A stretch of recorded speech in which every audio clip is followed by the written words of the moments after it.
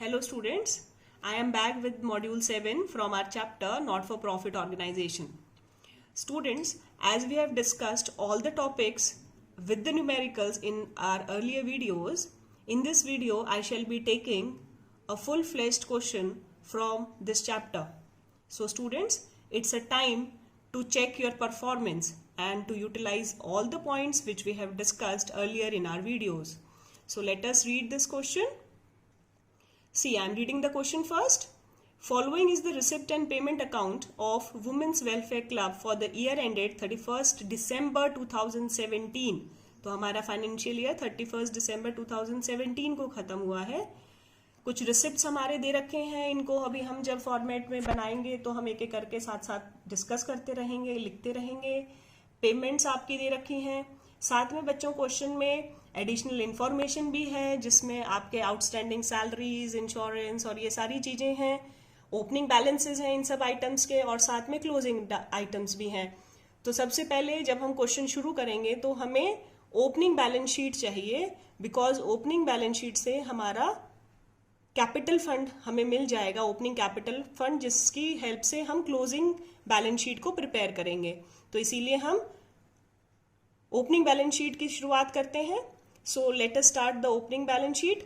सबसे पहले opening balance sheet का आइटम हम जो भी लिखते हैं वो हमारा balance brought down of cash और बैंक होना चाहिए.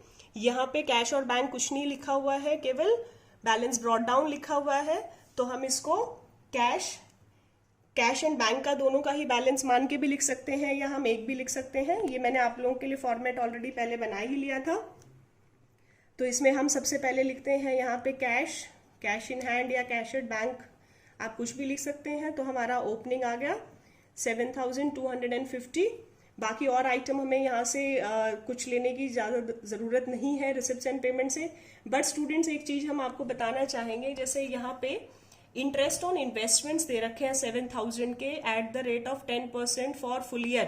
दैट मीन्स हमें इंटरेस्ट 7,000 मिला है 10% के हिसाब से on our investments. That means starting से हमारी ईयर के इन्वेस्टमेंट्स रही होंगी तभी हमने इन्वेस्टमेंट्स रिसीव किया होगा. दैट मीन्स कुछ इन्वेस्टमेंट्स हमारी ओपनिंग बैलेंस शीट में होंगी. तो हम ओपनिंग बैलेंस शीट की इन्वेस्टमेंट्स को जब हमें इंटरेस्ट दे रखा होता है तो हम कैसे कैलकुलेट करेंगे. इन्वेस्टमेंट्स दे रखे हैं, हमारा इंटरेस्ट आया है 7,000. तो 7,000 कितने पे आया है वो अमाउंट निकालने के लिए आप क्या करेंगे, इंटरेस्ट का रेसिप्रोकल कर देंगे. तो 7,000 इंटू 10% का रेसिप्रोकल करेंगे तो 100/10. तो अब आप देखेंगे कि हमारी इन्वेस्टमेंट्स 70,000 रही होगी, जिसके ऊपर 10% के हिसाब से हमने during the year interest receive किया है 7,000. तो हमारी इन्वेस्टमेंट्स हमें यहाँ पे मेंशन करनी पड़ेंगी, 70,000 investments in the opening balance sheet. चलिए अब हमारे आइटम्स हम स्टार्ट करते हैं एडिशनल इन्फॉर्मेशन से. जितने भी हमारे ओपनिंग बैलेंसेस हैं वो सब हम लिख लेते हैं.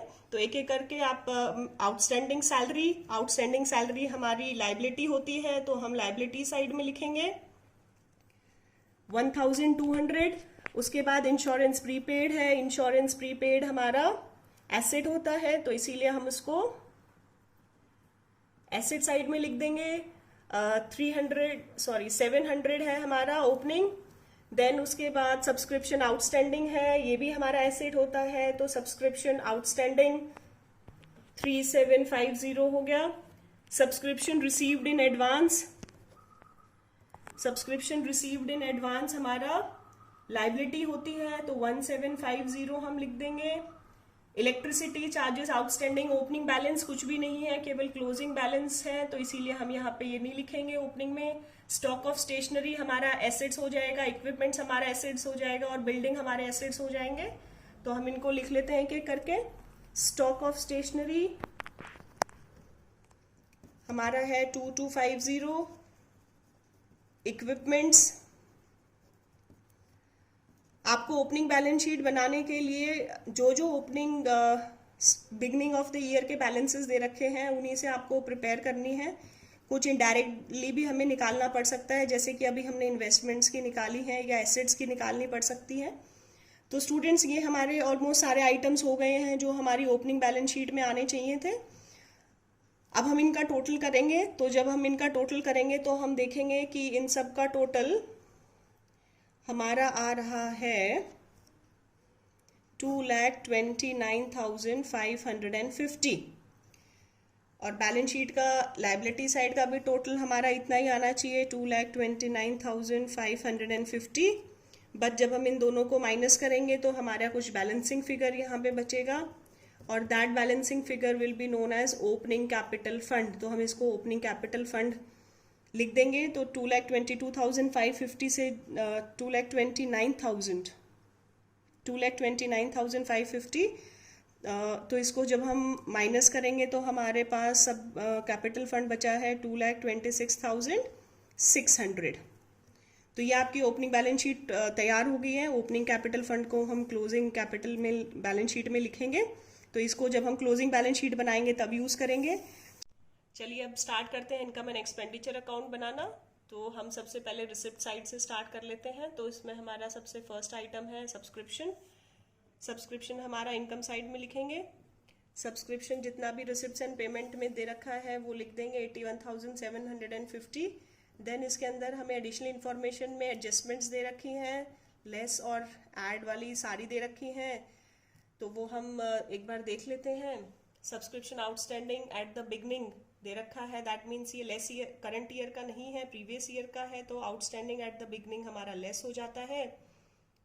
ये हमारा एट द एंड है, दैट मीन्स ये हमारे करंट ईयर का रहा होगा आउटस्टैंडिंग। तो इसको हम ऐड कर देते हैं। एट द एंड आउटस्टैंडिंग हमारा ऐड हो जाएगा। Subscription received in advance in the beginning हमारा करंट ईयर का है, तो एडवांस बिगनिंग हमारा ऐड होता है, उसको हम ऐड कर देंगे। और एडवांस एट द एंड हमारा दैट मीन्स फ्यूचर ईयर का है, तो एडवांस एट द एंड हमारा लेस हो जाएगा। एडवांस एट द एंड 1,000 हमारा लेस हो जाएगा। तो ये सारे एडजस्टमेंट्स करने के बाद हमारा सब्सक्रिप्शन आएगा 81,250। चलिए उसके बाद हमारा जो नेक्स्ट आइटम है वो हम देखते हैं डोनेशंस। डोनेशंस हम लिख देंगे इनकम साइड में 3,000 as it is. As such इसके अंदर कुछ स्पेसिफाई नहीं है किस पर्पस के लिए डोनेशन है, तो एज इट इज लिख देंगे। देन गवर्नमेंट ग्रांट है, गवर्नमेंट ग्रांट हमारा आ जाएगा 15,000। Sale of newspapers are there 300। Then proceeds of charity show. Students यहाँ पे हमें इस चैरिटी शो के आइटम का थोड़ा ध्यान रखना पड़ेगा, क्योंकि हमें पेमेंट साइड में कुछ एक्सपेंसेस भी दे रखे हैं चैरिटी शो के। प्रोसीड्स हमें इनकम हुई है 16,500 बट एक्सपेंसेस भी दे रखे हैं। तो हमें इनकम ज़्यादा हो रही है, दैट मीन्स रिसिप्ट ज़्यादा हो रही है, तो हम इनकम साइड में लिख देंगे। तो आप डायरेक्ट इसको एक ही इनकम साइड में ही माइनस करके लिख देंगे एक्सपेंसेस को। 16,500 में से हम 12,900 एक्सपेंसेस माइनस कर देंगे चैरिटी शो के, तो हमारा प्रोसीड्स बचेंगे 3,600। वो हम एज इट इज लिख देंगे। प्रोसीड्स वाला आइटम के बाद हमारा नेक्स्ट आइटम है इंटरेस्ट ऑन इन्वेस्टमेंट्स, हम एज इट इज लिख लेंगे उसको। देन सन्ड्री इनकम्स दे रखी हैं, तो सन्ड्री इनकम्स लिख देंगे। सन्ड्री इनकम आपकी है 400, हम इसको एज इट इज लिख लेंगे। चलिए ये सारे आइटम्स हो गए हमारे रिसिप्ट साइड के। अब हम पेमेंट साइड में आ जाते हैं। पेमेंट साइड में हमारा फर्स्ट आइटम है सैलरी। बट स्टूडेंट सैलरी की हमें एडजस्टमेंट्स दे रखी हैं, तो हमें एडजस्टमेंट्स करनी पड़ेंगी। तो एडजस्टमेंट्स हम देखते हैं क्या क्या है। तो एडजस्टमेंट्स जैसा कि आप देख पा रहे हैं, ओपनिंग आउटस्टैंडिंग है, दैट मीन्स हमारा करंट ईयर का नहीं है, वो हमारा प्रीवियस ईयर का है, इसीलिए हम उसको लेस कर देंगे। और जो आउटस्टैंडिंग एट द एंड है वो हमारा ऐड हो जाएगा, क्योंकि वो हमारा करंट ईयर का होगा। तो यहाँ पे 1800 प्लस हो जाएगा और 1200 माइनस हो जाएगा। तो हमारा सैलरी आ जाएगा 13,100। नेक्स्ट हमारा आइटम है पेमेंट साइड में स्टेशनरी। स्टूडेंट स्टेशनरी के लिए भी हमें एडजस्टमेंट्स दे रखी हैं। यहाँ पे स्टेशनरी हमें 1,700 दे रखा है, बट स्टेशनरी का हमें स्टॉक दे रखा है, opening stock and closing stock, तो इसको हम एडजस्ट कर देंगे। तो ओपनिंग स्टॉक हमेशा ऐड कर देते हैं न्यू परचेजेस में। ओपनिंग स्टॉक हमारा है 2,250 ऐड हो जाएगा, और हमारा क्लोजिंग स्टॉक है 700, ये हमारा लेस हो जाएगा।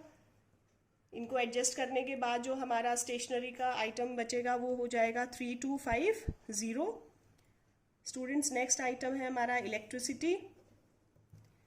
इलेक्ट्रिसिटी चार्जेस, तो इलेक्ट्रिसिटी चार्जेस के लिए भी हम देखते हैं कुछ एडजस्टमेंट्स दे रखी हैं। 9550 हमारा करंट चार्जेस दे रखे हैं, बट स्टिल कुछ आउटस्टैंडिंग था हमारा।